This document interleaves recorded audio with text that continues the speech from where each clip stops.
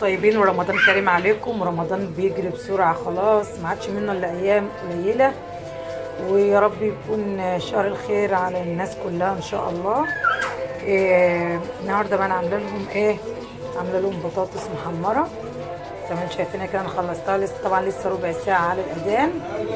وعامله هنا احلى طبق سلطه، طبق السلطه المميز اللي بحب اللي انا اعمله، حاطه فيه جميع الخضار زي ما انتم شايفينه كده، لان الاطفال بيحتاجوا السلطه. وعامله لهم هنا البانيه اللي كنت عامله طريقته معاكم، ادي هو لسه بحمره. انا متبلاه قبلها بنص ساعه، قبل ما اعمله بنص ساعه بحمره بنص ساعه. عامله اهو مكرونه معاها.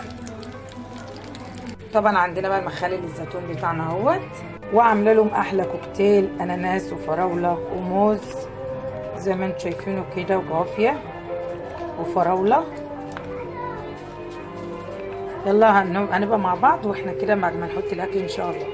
ودهيت الاكل بتاعنا اهوت، البانيه اهوت. بعد ما عملته انا عايزه اقول لكم ان طبق البانيه ده كله والله العظيم يعني ربع صدر فرخه، ربع صدر فرخه. اعمل لي كميه البانيه اللي انتم شايفينها ديت بالطريقه اللي انا قلت لكم عليها.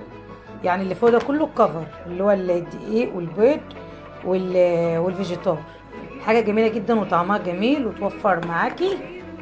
طبعا احنا في الغلا اللي احنا فيه دوت، يعني ربنا يعافينا ويعافيكم. ودي المكرونه اهيت، كل واحد طبق مكرونه، والسلطه بتاعتنا اهيت، والبطاطس والمخلل، وادي الكوكتيل اهوت. كل سنه وانتم طيبين ورمضان كريم عليكم ان شاء الله. رمضان جرى ما حسيناش بيه يا جماعه. بصراحه رمضان جه بسرعه بسرعه بسرعه، ومشي باسرع من البرق. بصراحه ما حسيناش برمضان ولا حسينا بمتعه رمضان. وكل سنه وانتم طيبين وادعوا لكم الايام بخير يا رب. وادي ياسين اهوت حد ايده في بقه جعان عايز ياكل.